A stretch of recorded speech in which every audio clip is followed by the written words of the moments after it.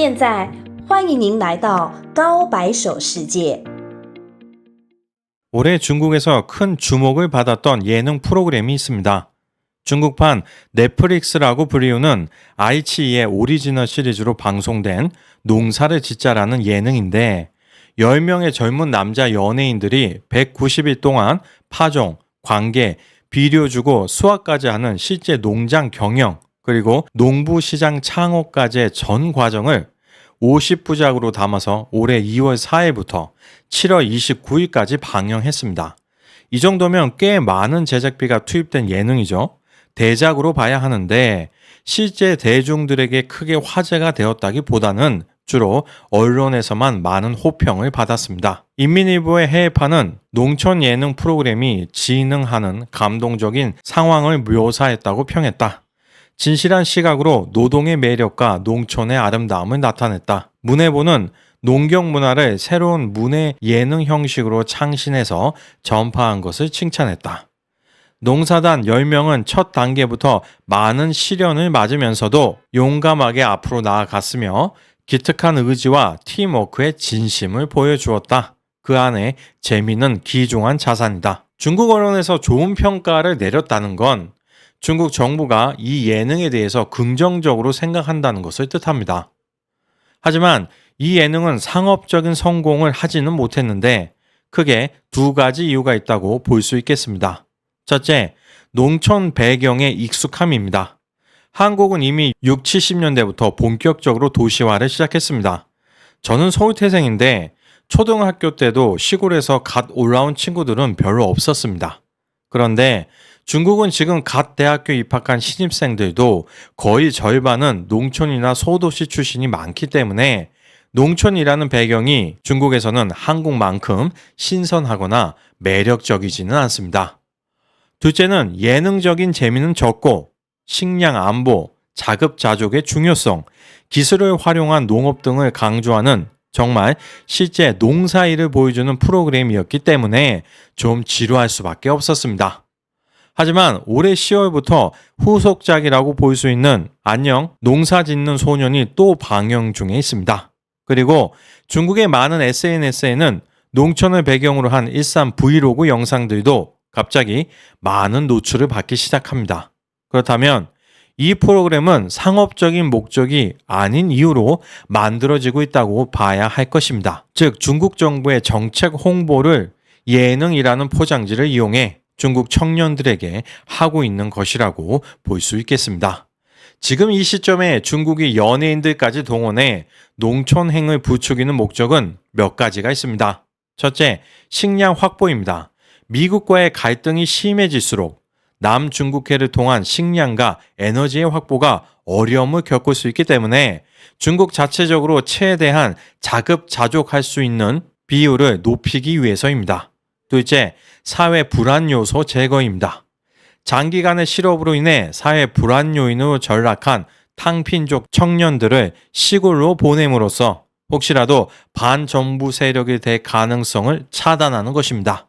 셋째, 낙후된 농촌 환경 개선입니다. 농촌의 낙후는 곧 극심한 소득 불평등이라는 사회 문제를 발생시킵니다. 하지만 선진 지식을 학습한 청년들이 농업에 종사하면 현대화, 기계화도 빨라지고 도시와 농촌 간의 소득 격차도 줄어들 수 있다는 게 바로 당의 계산인 것입니다. 그럼 대체 중국의 식량 자급자족은 어떤 상태일까요? 113개국의 식량 안보를 이코노미스트 임팩트에서 조사한 세계 식량 안보 지수가 있습니다.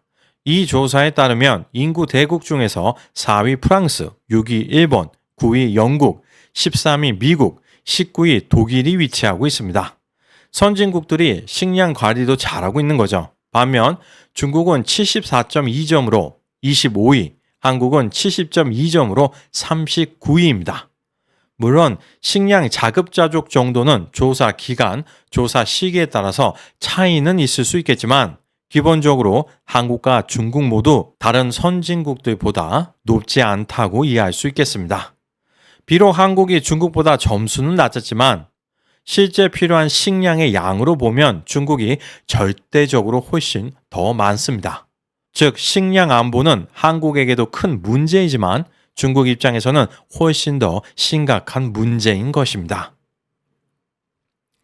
중국의 감소하는 농지와 식량 자급률 걱정해야 할까? 중국의 식량 자급률은 2020년 76%로 급락하여 식량 부족에 대한 우려를 야기하고 있다. 정부는 식량 비축량이 풍부하다고 국민들을 안심시키고 있지만 중국은 식량 수입에 크게 의존하고 있으며 경작지는 감소하고 있다. 중국이 농업 대국이 되고 식량 위기를 모면하기 위해서는 혁신적인 경제, 사회, 환경과 농업 정책을 마련할 필요가 있다. 우크라이나에서 러시아가 오래 끌고 있는 전쟁으로 인해 전 세계 식량 부족이 계속 악화되면서 중국의 식량 자급률은 전 세계 식량 가격을 더 상승시킬 수 있다. 20년 사이 중국의 식량 자급률은 2000년 100%에서 2020년 76%로 떨어졌다. 2000년도에 중국 인구는 12억 명이 넘었던 것 같고 지금은 14억 명이니까 인구는 겨우 10% 좀 넘게 증가한 반면 자급률은 크게 하락했습니다. 경제가 발전하면서 과거보다 훨씬 더 많은 식량을 필요로 한다는 것을 보여주고 있습니다.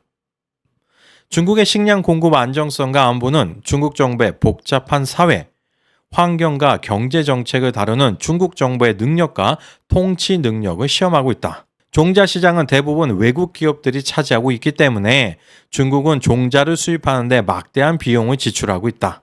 이와 함께 경작지의 약 14.5%가 심하게 상성화되었다. 2014년 실시한 획기적인 조사에 따르면 중국의 경작지는 중금속에 의해 크게 오염된 것으로 나타났다. 토양의 16%가 카드뮴, 수은, 비소 등 중금속에 의해 오염된 것으로 추정된다. 중국은 식량 자급자족을 달성하기 위해 고군분투하고 있다. 사실 중국의 식량 생산은 2000년 93.6%에서 2020년 65.8%로 하락했으며 2030년에는 58.8%로 감소할 것으로 예상된다. 베이징의 런민대학의 일부 농업경제학자들에 따르면 중국은 자원에 대한 더 큰 압박과 곡물 및 식량 안보를 보장하기 위해 더 심각한 도전에 직면하게 될 것이다. 중국은 전 세계 인구의 약 20%인 14억 명의 사람들을 먹여 살려야 하지만 재배에 유용한 땅은 전 세계 농지의 7%에 불과하다. 중국 농업의 효율성은 낮아졌다. 통계 데이터에 따르면 유채의 평균 생산 비용은 캐나다의 2배이며 봄 유채의 평균 수확량은 캐나다의 70%이다. 마찬가지로 대두의 평균 비용은 미국의 1.3배이며 수확량은 미국의 60% 미만이다. 더 나아가 중국은 최근 몇 년간의 폭우, 홍수, 장기간의 가뭄, 그리고 폭염으로 인한 대규모의 농지 손실이라는 기후 변화의 부작용을 겪어왔다. 외부에서는 중국의 식량 문제가 심각하다고 보고 있는 반면 중국 내부에서는 큰 문제가 아닌 것으로 보도를 하고 있어서 눈길을 끌고 있습니다. 국가별 식량 자급률 비교, 미국은 5위, 호주는 3위, 프랑스는 1위, 중국은 세계 식량 자급률 순위에서 프랑스가 1위를 했다는 것은 놀라운 일이다. 프랑스의 식량 자급률은 329%로 2위 국가보다 훨씬 높으며 이렇게 자급률이 높은 이유는 여러 가지가 있다. 먼저 정부의 농업에 대한 지원이다. 프랑스는 유럽의 인구 대국이며 프랑스 정부는 식량 안전을 매우 중시하고 있다. 이 때문에 매년 10%의 예산이 농업 연구에 사용되고 높은 투자는 높은 수익을 창출하며 프랑스의 고도 기계화 농업 발전에 길을 만들었다. 다음 이유는 프랑스의 태생적인 지리적 우세다. 프랑스의 국토 면적은 중국의 한 성에 불과하지만 유럽에서는 대국이다. 다행스러운 건 프랑스의 평야는 면적은 크고 경작에 적합하기에 농업 발전에 유리한 조건을 갖췄다. 업계 관계자에 따르면 식량 안보에는 3가지 주요 국제 기준이 있는데 식량 자급률 95% 이상, 1인당 식량 400kg 이상, 올해 식량 소비 비축량 18% 이상이다. 이 3가지 측면에서 중국은 괜찮다. 특히 밀, 쌀의 자급률은 98%에 달한다. 옥수수를 포함한 2021년 중국의 식량 자급률은 96%에 달하며 국제 식량 안보 수준에 근접했다. 연간 1인당 식량, 육류 및 수산물 소비량은 각각 484kg, 63kg, 46kg으로 세계 평균을 초과한다. 이 밖에 중국 식량 비축량은 소비량의 18%를 차지했다. 중국은 이미 식량 공급 측면에서 자급자족하고 있으며 전국 인민들의 삶의 질 역시 꾸준히 향상되고 있다. 중국은 자신의 노력으로 앞으로 나아가고 있다. 높은 공급률을 달성하지는 못했지만 국민들이 확실히 굶주림과 추위에 시달리지는 않게 되었다. 자국 영도자에 대한 칭찬도 빼먹지 않습니다. 중국 국가발전개혁위원회는 올해 8월 다음과 같은 내용을 공식적으로 발표했습니다. 신시대 국가식량 안보를 위한 과학적 지침. 신시대 10년 동안 중국의 총 곡물 생산량은 안정적으로 세계 1위를 유지하고 14억 명 이상의 식량 안보가 효과적으로 보장되었는데 가장 근본적인 이유는 시진핑 총서기가 당 중앙의 핵심으로 전 당의 핵심으로 이끌고 있으며 시진핑 신시대 중국 특색 사회주의 사상과학이 인도하고 있기 때문이다. 시진핑 총서기는 식량이 조금 더 많고 적은 건 전술적인 문제이지만 식량 안보는 전략적인 문제이자 중국인의 밥그릇은 언제든지 굳건하게 자신의 손에 있어야 하며 주로 중국의 식량이 당겨야 한다고 반복적으로 강조했다. 시진핑 총서기의 국가 식량 안보에 대한 중요한 논술을 깊이 공부하고 철저히 실행하여 국가 식량 안보를 확실히 보장하는 것은 중요한 정치적 임무이다. 서구 언론들이 주장하는 것처럼 중국의 식량 자급도가 정말 낮은 건지 아니면 중국이 주장하는 것처럼 충분히 높은 수준인지 우리가 직접 확인할 수 있는 방법은 없습니다. 다만 정말 중국의 식량 자급 비율이 높다면 굳이 예능 방송까지 만들어서 젊은이들에게 기농을 권할 필요가 없지 않을까요? 농업이 중요한 건 누구나 다 알지만 어느 나라나 젊은이들은 힘든 농업보다는 뭔가 더 새롭고 편한 일을 하려고 하죠. 사실 20대 초반에는 좀 더 다양한 세상을 경험해 보고 싶지 기농을 선택하기는 쉽지 않거든요. 시진핑 주석은 문화 대혁명 시기에 농촌으로 하방을 경험한 사람입니다.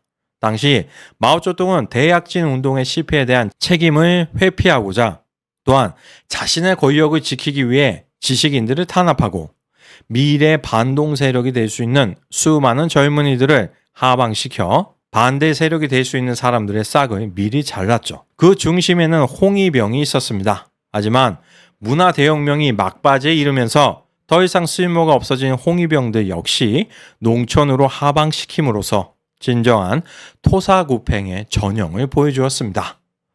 시진핑 주석도 16세 때 산시성 농촌으로 쫓겨나서 온갖 고생을 다 했는데 물론 그때보다 지금 중국 농촌의 환경은 훨씬 좋아지기는 했겠지만 5, 60년이 지난 아직까지도 젊은 세대들에게 농업의 중요성을 강조하며 시골로 보냄으로써 마오쩌둥과 같은 방식으로 권력을 지키려고 하니 좋게 말하면 연륜이 있는 거고 나쁘게 말하면 본인이 경험한 것 외에는 다른 해결 방법을 찾을 수 있는 창의력이 부족한 것이라 볼 수 있겠습니다. 어쨌든 이런 현실을 통해서 조금이라도 더 많은 중국 젊은이들이 모국의 본 모습을 좀 더 정확하게 볼 수 있게 되기를 바랍니다. 오늘 영상은 여기에서 마치겠습니다. 시청해 주셔서 감사합니다.